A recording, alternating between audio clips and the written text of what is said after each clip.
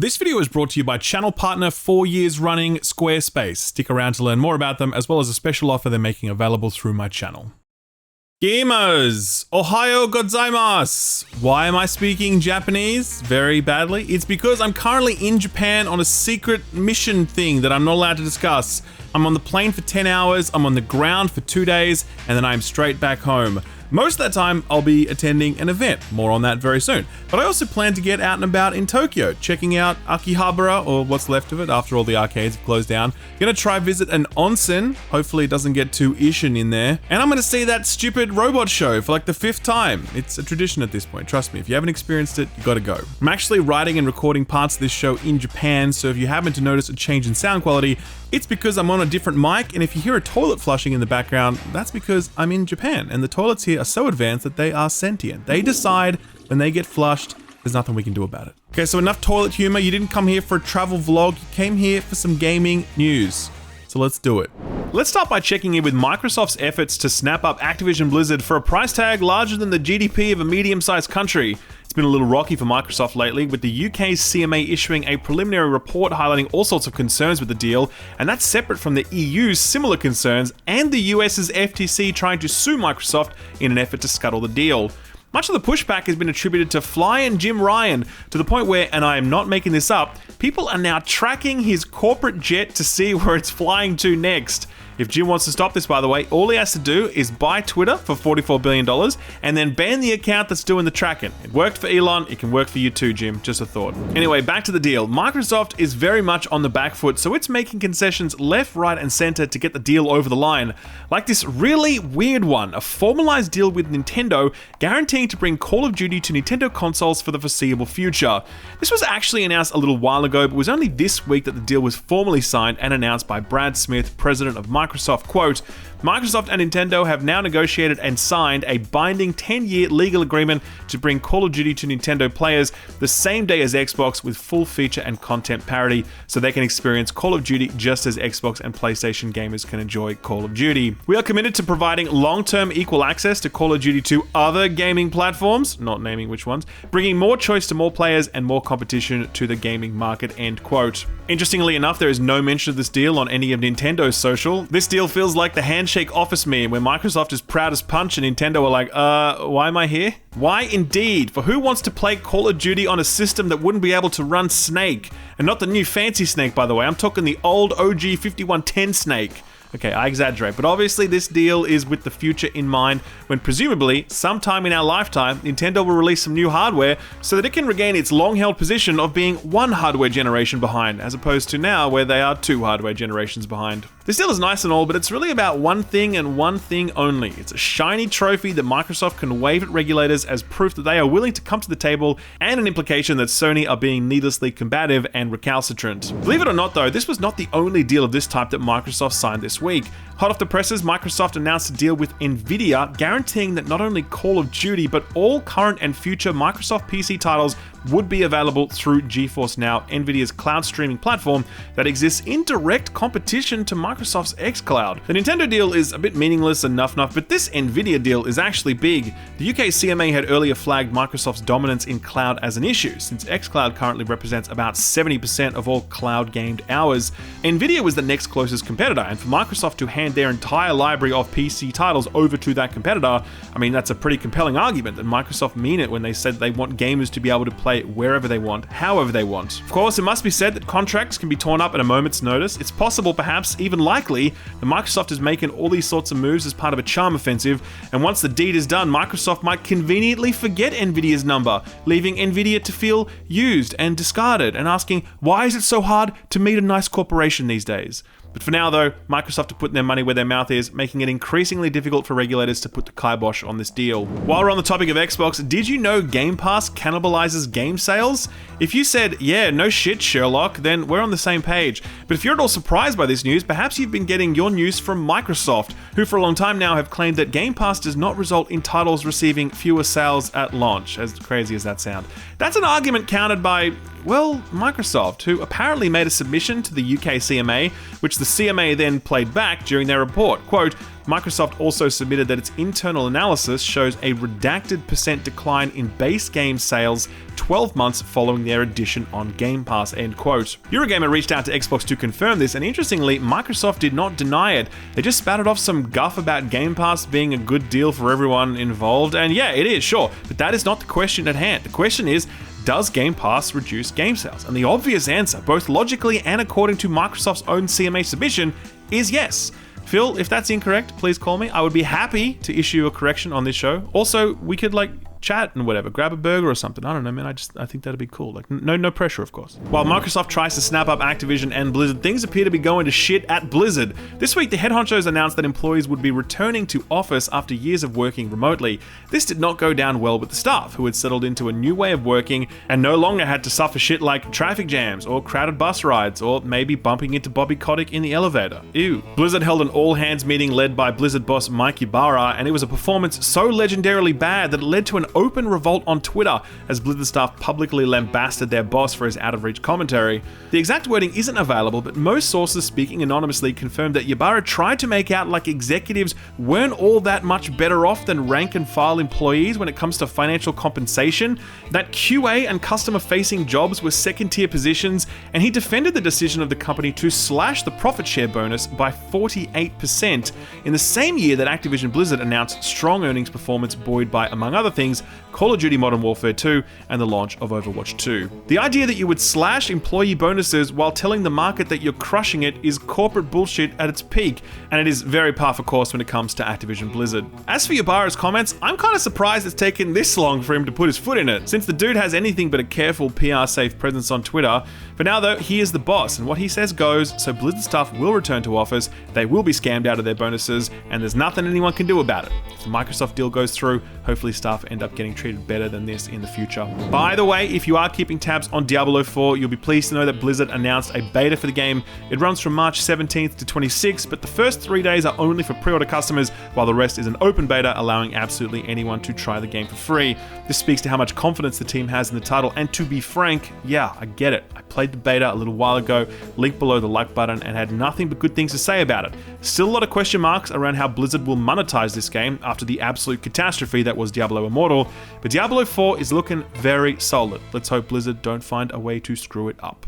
For a while now, we've been covering Bungie's ongoing battle with cheat makers, the people who develop and sell hacks that allow absolute fucking losers to get to the lighthouse. Bungie has a number of these lawsuits running at the moment, and they appear to have struck pay dirt with one of them, as Bungie has been awarded $4.3 million in arbitration. That is no small figure. Cheat making isn't exactly small potatoes, but it's not so big that a cheat maker wouldn't notice $4.3 million being docked from their pay. So this is an encouraging development that hopefully discourages other cheat makers from setting up shop. Bungie's other lawsuits continue. In fact, they just announced a new one this week. I'll keep you posted. What I won't keep you posted on are those Zelda Tears of the Kingdom leaks. You might have heard this week that an art book for Tears of the Kingdom leaked online, with someone having scanned and uploaded the entire 200 or so pages. I really hope this dude has some good lawyers and a lot of money. The art book does show a wide range of images related to the game, the vast majority of them unseen to this point, so yeah, it's big time spoilers. At the same time, art books can often omit the biggest spoilers and reveals for fear of this exact scenario, so it's highly unlikely that this book shows us absolutely everything that Tears of the Kingdom has to offer. Either way, if you're trying to avoid any and all spoilers, you might want to mute some keywords on YouTube and be very careful what you click on. Nintendo are doing their best to take it all down, but there's still a lot out there. Here's some cool news. Sonic Frontiers has sold through the roof, and Sega are thrilled. Now obviously, I did not like Sonic Frontiers. I did not think it was good, and the Sonic community were very angry with me about this and sent me lots of mean tweets and emails. But I strive to be the bigger man, and so even though the Sonic community made a piñata out of me, I am happy that they are happy, and I am happy that their game sold a lot of copies. Sega spoke on the matter during a Q&A saying, quote, "The number of units sold greatly exceeded the full year plan at the beginning of the fiscal year, and we recognize that this is a title that we will continue to sell over the long term based on our sales strategy, such as pricing, promotions, and the development of free DLC," end quote. Between the movie and the game, Sonic is certainly back on the menu, which to be honest is kind of nice, since he spent more than his fair share of time out in the wilderness. That wasn't the only W that Sega served up this week, because they announced that announced they were increasing the salary of their staff by 30% across the board. They're doing it to retain staff and make the company more globally competitive. It comes just a week after Nintendo announced it was upping their staff salaries by 10%, and at the same time as basically every major American tech company has been slashing jobs, freezing wages, and doing the whole Blizzard thing where they announce record profits and still cut people's bonuses. Japanese companies have always had a very different philosophy when it comes to staff retention, and staff reciprocate, with it being relatively common for people to spend their entire careers with one company. Either way, it's cool to see that Sega people are benefiting from the recent success of the company rather than just the executives. From good news to bad, XCOM's leading man Jake Solomon is leaving Firaxis after 23 years with the company. This dude led the reboot of XCOM, which would go on to become one of the most successful strategy games of all time, sporting multiple sequels, usually in the form of spin-offs. Most recently, Jake led the development of Marvel's Midnight Suns, which was an absolutely superb strategy game, but a pretty weak Fire Emblem-style social simulator. The title sold poorly, according to 2K boss Strauss Zelnick, but it's highly unlikely that Jake's exit is related to that, since he led the gameplay side of the game and absolutely crushed it. Plus, Jake has hinted that he set his sights on a new goal, so I suspect he'll announce that he's opening his own studio soon. While we're on the topic of the games that didn't sell so well, Embracer Group have announced that Saints Row underperformed with a subpar return on investment. Well, it was a pretty subpar game, so yeah. Interestingly, the flop has led Embracer Group to tighten up its internal greenlight process, saying that quality control measures will ensure that, quote, each project has to earn its right to exist, end quote. Separate to all of this, Embracer Group have said that we should expect 5 Lord of the Rings games between now and March 2024. That is a year away. One of those is the very doomed looking Golem. The other one is a survival game set in the Dwarven Mines. The other 3, who knows? Let's hope at least one of them is good, because if we get 5 dud Lord of the Ring games in 1 year, people are going to start confusing Lord of the Rings and Warhammer. No disrespect to Warhammer fans out there, by the way, but you know it's true.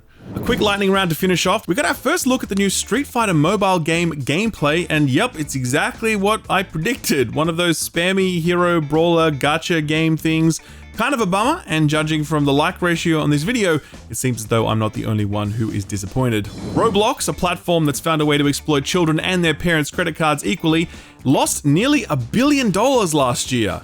How? You literally just print money by getting kids to make games based on IPs they don't have the rights to, and then charging parents money to buy microtransactions in those games. How could that business model lose money? I don't understand. Ubisoft has confirmed that it will be at E3 2023. The confirmation comes after Nintendo, Microsoft, and Sony all confirmed that they won't have a presence on the show floor, but Microsoft will have a presence across the street in the Microsoft Theater. Ubisoft showcases are the ones with the Just Dance announcements and the one without any updates about Beyond Good and Evil 2 or Splinter Cell, and I fully expect them to maintain all of those traditions this year. 2 showcase reveals happening today that I will not be able to cover as I am in Japan. The first is the reveal of the next Forza Horizon expansion. The last one was Hot Wheels, and I played the absolute shit out of that and loved it, so much so that I nearly put it on my Game of the Year list. So yeah, I'm actually quite interested to see what the team's got coming next. The big showcase, of course, is the Sony State of Play, which should have already happened by the time this video is live. Big video game news announcements right after I finalize this video. Name a more iconic duo. Anyway, you should have seen some third-party stuff with a big focus on Suicide Squad. Did you see any Spider-Man 2 though? Question mark. Let me know in the comments below. I bet you did not. And finally, Deep Rock Galactic developer Ghost Ship Games is launching their own publishing label. They say they're focused on games that prioritize open communication and player experience with a focus on the Danish dev scene. This is very wholesome because the team rules, and I fully support anything they do. Looking forward to seeing what they've got cooking. So what got announced or delayed this week? Well, Warhammer fans and Total War fans, this includes you too, the Immortal Empires campaign just launched, and it's free to anyone who owns Total War Warhammer 3. You don't need to own the previous 2 games to play it. To briefly explain all this, because it's actually a really big deal in the strategy community, Immortal Empires is essentially the one campaign to rule them all, unifying all of the factions, races, and maps across the 3 games into a single big-ass experience. To this point, you had to own the previous games in order to be able to play it, but now you only need the 3rd game, making the whole thing cheaper and more accessible. I haven't played this myself, but I know it's one of the most celebrated experiences you can have across any strategy game, so if you're into this stuff, then you really owe it to yourself to take a look. The Immortal Empires campaign is out now on PC. Riot confirmed their 2023 games lineup this week. You might recall that Riot have a publishing label that they call Riot Forge, and there's some interesting stuff on the way. There's Song of Nunu, which is a narrative-led 3D platformer. There's Convergence, a 2D platformer starring the time-bending Echo, as well as a top-down ARPG called Mage Seeker, which seems to be rocking a really nice pixel art style. Riot is just getting warmed up when it comes to their slate of spin-off releases, but they've already had some hits in the form of Ruined King and Legends of Runeterra. Hopefully they're able to maintain that level of quality going forward. All of the titles I just listed here drop sometime this year, no specific dates yet. Here's a nice surprise, Dead Island 2 has gone gold, and to celebrate, they're releasing it a week early.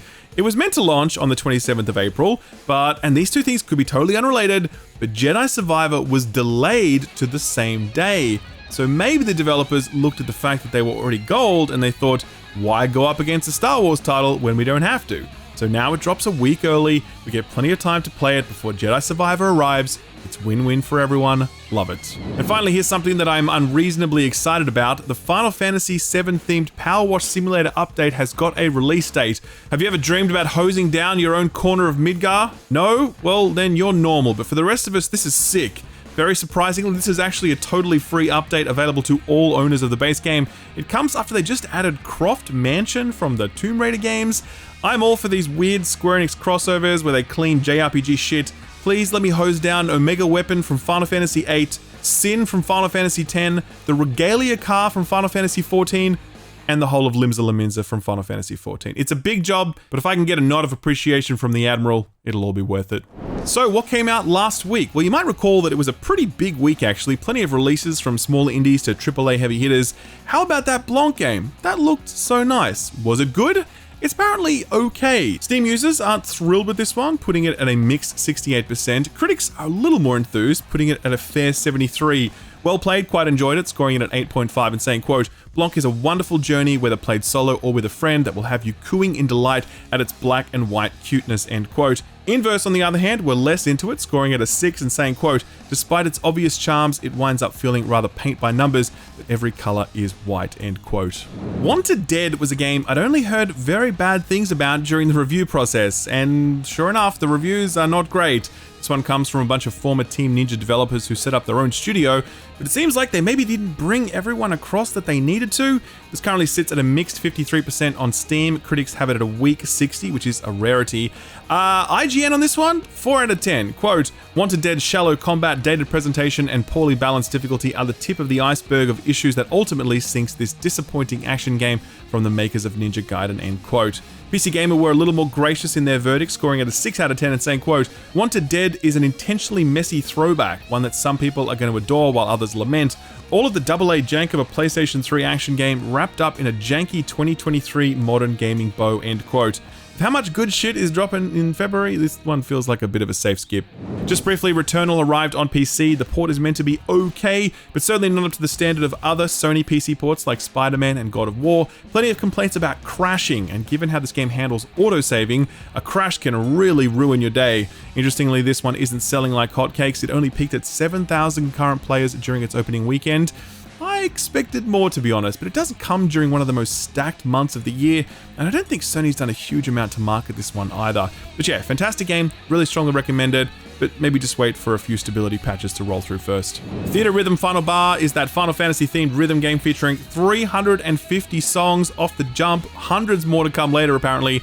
I don't think anyone would have expected this to have achieved a mighty 87 on OpenCritic, but here we are. That makes it one of the better reviewed games of the whole year. GameSpot were impressed, scoring it at an 8 and saying, quote, endless content and tight rhythm-based gameplay make Final Bar Line the best theater rhythm yet, end quote.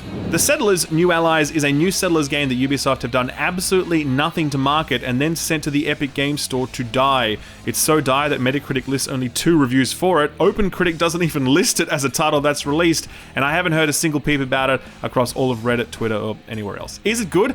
I don't know. I mean, the 2 reviews say not really, and given Ubisoft's silence on it, I'm going to guess that there isn't too much to crow about. From a game that absolutely no one is talking about to a game that everyone is talking about, Atomic Heart launched on all platforms bar the Switch just a few days ago. In my review, in the very first line of that review, I predicted we would see a very wide spread of scores for this one, and yep, that's exactly how it's played out.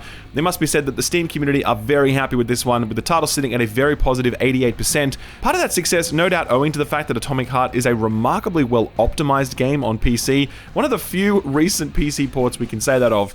Critics, on the other hand, are a lot more divided on this one, with the title sitting at a fair 74 on OpenCritic, with scores ranging from 5 out of 10 all the way up to 95. out of 100, that is. 95 out of 10 is a score reserved exclusively for Kojima games. IGN enjoyed this one, scoring it an 8 out of 10 and saying, quote, Atomic Heart is a highly imaginative atomic punk-inspired attempt at picking up where the likes of Bioshock left off that makes missteps, but definitely has the ticker to punch well above its weight, end quote. At the other end of the spectrum, you've got stuff like Metro Game Central, scoring the title a 5 out of 10 and saying, quote, the mix of highbrow story concept and complex first-person combat is certainly reminiscent of Bioshock, but this churlish homage has nowhere near the same nuance in terms of either plot or gameplay, end quote. I'm kind of with Metro Gaming on this one. In my review, I said that there's definitely some stuff here to enjoy, particularly some of the visual and art design, some of the levels, and some of the combat, but on the whole, the package was really messy, all of its core components compromised in some terminal way. And that's before we get to the topic of the writing, with one of the most insufferable main characters we've had to put up with in a hot minute, and that upgrade kiosk that would be marched straight up to HR if she ever found herself gainfully employed. Atomic Heart is reaching for a lot. I think it doesn't grasp most of what it's reaching for. A lot of people don't agree, but if you'd like to find out for yourself, you can, of course, check it out on Gamepass. Easy. And finally, Wild Hearts hit Xbox, PlayStation, and PC last week, and oh boy, was it a rocky launch. So the first thing you need to know about this game is that it's a great game. One thing that I think every review unanimously agrees on is that this is a brilliant evolution of the monster hunting formula. It is not copy and paste, this is not a cash-in, this is a great title full of ideas, and the whole thing holds great promise as a potential future franchise. However, this thing runs worse than a one-legged mule. The console performance is a mix of shaky to bad, and the PC performance is horrendous, struggling to maintain acceptable frame rates on even the highest of high-end hardware. There has been a patch released just yesterday that has apparently improved things for some people, hasn't done anything for others. Bottom line, we are still far from in the clear on this one, and it seems like it's going to take a few weeks or months for this to stabilize, if it ever does. Anyway, outside of that great game, I wish I could recommend it to you right now, but sadly I can't. If you want to learn more about it, I'll leave a link to the review below the like button, and just to be clear, the like button is under the video and to the right. Just, in case you forgot where that was, I thought I'd bring that up for no particular reason. Moving right along, what is coming out this week? Well, I guess we should start with the big ticket item, the PSVR 2. If you were lucky enough to get a pre-order for this bad boy, it should have arrived at your door sometime today. I'm in the process of reviewing it, but to be honest, I've been taking my time because a lot of the more compelling launch titles weren't available during the review period. I'm talking No Man's Sky, enhanced with all new VR features for PSVR 2. I'm talking Resident Evil Village, which has a whole bunch of really cool shit going on to make use of PSVR 2 functionality. Gran Turismo 7 is meant to be life-changingly good, and that too was not available during the review period. So with all that out there now, I'm looking forward to returning home, strapping on the headset, and then taking it off after 20 minutes due to intense motion sickness. Blood Bowl 3 is something I've never heard of, but apparently it combines Warhammer and American football. For real, this is an actual game you can play. In fact, it's 3 of them, since this is the third entry. It hits all platforms today. Speaking of third entries, Company of Heroes 3 arrives on PC today as well. This is an RTS set in the Mediterranean theater of war, and is apparently excellent. Reviews dropped for it yesterday, and OpenCritic has it at a strong 82. PC Gamer scored it an 82. Saying, quote, Company of Heroes 3 is a spectacular RTS that manages to shine even when the main campaign doesn't, end quote. Sons of the Forest is the sequel to the cult hit The Forest. Can I call it a cult hit, by the way? It's like one of the most loved, highest rated survival games ever, but I feel like it isn't spoken about as often as many others, so I'm going to go with cult hit. Sons of the Forest arrives today on PC in early access, but interestingly, that wasn't always meant to be an early access release. It was meant to be a full 1.0 launch date, but the team announced the change a few weeks back, leaving people a little worried and confused. Personally, I'm not too worried about it in the sense that early access isn't the scary boogeyman it once was. If this team wants to extensively test the game with willing community members before a 1.0 to ensure a smooth and successful launch, then I say more power to them. I won't have time for this one anytime soon anyway, so I'm happy to wait until that 1.0 launch. Kerbal Space Program 2 arrives on all platforms bar the Switch tomorrow. I don't know if Kerbal was the first one of these build a wonky rocket ship type games, but it was certainly the most successful, and now the next one is here. I don't know much about these games, to be honest, since they're not really my jam, but hey, I hope it's rad and that you build something that can actually take off. Or not, because that's fun too. The next Nintendo re-release is here in the form of Kirby's Return to Dreamland Deluxe. This is a remaster of the 2011 Wii game and features an entirely new epilogue starring Magalore, which looks pretty fun to be honest. This one drops exclusive to the Switch on the 24th. Finally, Octopath Traveler 2 arrives on all platforms bar the Xbox on the 24th. Man, Square Enix really got no chill when it comes to throwing Xbox under the bus, do they? This is another Octopath game. Multiple overlapping stories, beautiful visuals, and old-school inspired JRPG gameplay. I've heard positive buzz from the reviewers playing it, but we'll find out the final verdict when the reviews drop in the next day or so. If you're keen for more FromSoft but don't want to wait like another 3 years or whatever for the next game, then maybe put this on your radar.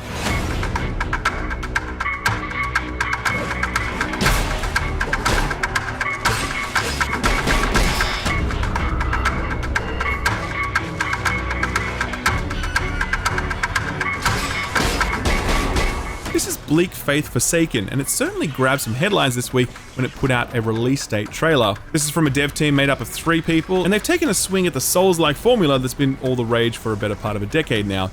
Still, there's something here that's really captured people's attention, mine included. The art design is strong and evocative, and yeah, it's familiar, but it's also standing on its own 2 feet. Obviously, the kicker is going to be enemy design and mechanics. No idea how that's going to break yet, but I've already seen more than enough to pique my interest. If you'd like to check this one out, maybe wishlist it. I've profiled it over on my Steam Curator page, which also has links to all of the other Put This On Your Radar stuff I've recently covered. I'll leave a link to all of that below the like button. Sort of free stuff time now, and it's a quiet week, not a lot to cover off. There is Epic as always. Right now you can still get tug of war strategy titled War Pips, but in a few days that'll disappear, replaced by Duskers. Now I hadn't actually heard of this one, but it was released back in 2016, and it involves sending drones into derelict spaceships to salvage stuff. It looks very menu driven, and yeah, I'm gonna guess this is quite a niche product. A quick shout out to Gamepass, namely that Atomic Heart dropped yesterday on Gamepass, and if you want to check it out, that is definitely how I would recommend doing so. Sony provided an update on their PS Plus Extra and Premium tiers, and spoiler alert, it's pretty damn good. Starting off with the smaller stuff, Scarlet Nexus is on there, an anime RPG which got solid enough reviews. If it's classic JRPGs you're after, then Lost Sphere and I Am Setsuna both join the service. Both of them are excellent if old school JRPGs are your jam. The Forgotten City is a really interesting one. It started out as a Skyrim mod that eventually became a standalone release. It's a time loop game set in ancient Roman times, and while I didn't love it, a lot of other people did. A genuine Game of the Year pick for more than a few people. What about Ace Combat 7 and Tekken 7? Hell yes. Borderlands 3? Sure, why not? Outriders? Maybe? The tentpole titles for the week are surely The Quarry, Supermassive's horror flick style video game that put the studio back on the map after the Dark Pictures anthology struggled to gain much traction, as well as Horizon Forbidden West. Almost 12 months to the day after the initial release of the title, it now arrives on Sony's subscription service. Does that mean that we should expect God of War Ragnarok in November of this year? Let's hope so. Our feel-good story for the week takes us to an entirely new frontier: deepfakes. It feels like this was the week that gamers discovered that you could make anyone say basically anything you want. Like this exchange between actual President Biden and actual former President Donald Trump. Ah, Dorado. I love this map. Takes me back. Is that you again, Joe, on my fucking team? Oh, great. It's this guy. Oh, GG, we lost. This is my rank up game, too. We are not even out of spawn doors, and this guy is already complaining. Someone dodge, please. You fucking insta-lock Zen again, and you're gonna feed. That's impressive, but personally, I'm not much of an Overwatch fan. I'm more of an Elder Scrolls guy, and I was very excited when Todd Howard got up at a recent event to give us some insight into what to expect for Elder Scrolls 6. On behalf of our team at Bethesda, I'm proud to announce that Elder Scrolls 6 will have fully voiced and animated sex scenes with up to 16 times the detail on the players' and NPCs' most intimate parts. It's one of the many times we'll listen to a deepfake and think to ourselves, God, I wish this was real. To be fair though, this is basically how CD Projekt Red marketed a lot of Cyberpunk, so it's not beyond the realm of possibility. And that, ladies and gentlemen, was the show for the week. Next week's episode is going to come a little early because I've got a big embargo dropping when the new show typically drops, so I got to move things around. That embargo does relate to the reason I am in Japan. And yeah, I don't want to hype it up too much, but it's pretty fucking cool, and I think you guys will like it. So if you'd like to know the minute that video goes up, then be sure to subscribe or ding the notification bell. If you enjoyed yourself today, then please smash that like button like I'll be smashing Sushi and Asahi this week. Always appreciate you guys stopping by. Have a fantastic week, and a big thank you to this week's sponsor, Squarespace. Have you ever dreamed of starting your own business? It doesn't have to be the next Amazon. It could just be you making stuff you like to make, selling it online for a neat profit. Maybe you want to provide a service, giving your time and expertise to others. Whatever it is you might want to do, you're probably going to need a website, and there's no better place to build a website than Squarespace. Squarespace provide intuitive end-to-end tools allowing you to make a professional-looking website in minutes. It starts with their templates. Just choose one that interests you, and you can immediately start customizing it to your taste. After that, you can start utilizing all of Squarespace's e-commerce functionality. It has everything essential to transacting business online: ordering and inventory management, support for postage and tracking, accounting support to ensure you're tracking your tax liabilities, plus it supports a huge range of back-end payment options like Stripe, PayPal, and Afterpay. Back in the day, you had to pay companies tens of thousands of dollars to set this stuff up for you, and money every single month to manage it. Now you can do this stuff yourself for a fraction of the cost, making it easier than ever before for you to turn that business idea of yours into a reality. If you're interested and you want to check it out, then visit Squarespace to start building your website through their free trial. And if you want to get serious, use offer code SKILLUP for 10% off your purchase of a domain name. Thanks Squarespace for sponsoring the video, and thank you for watching it.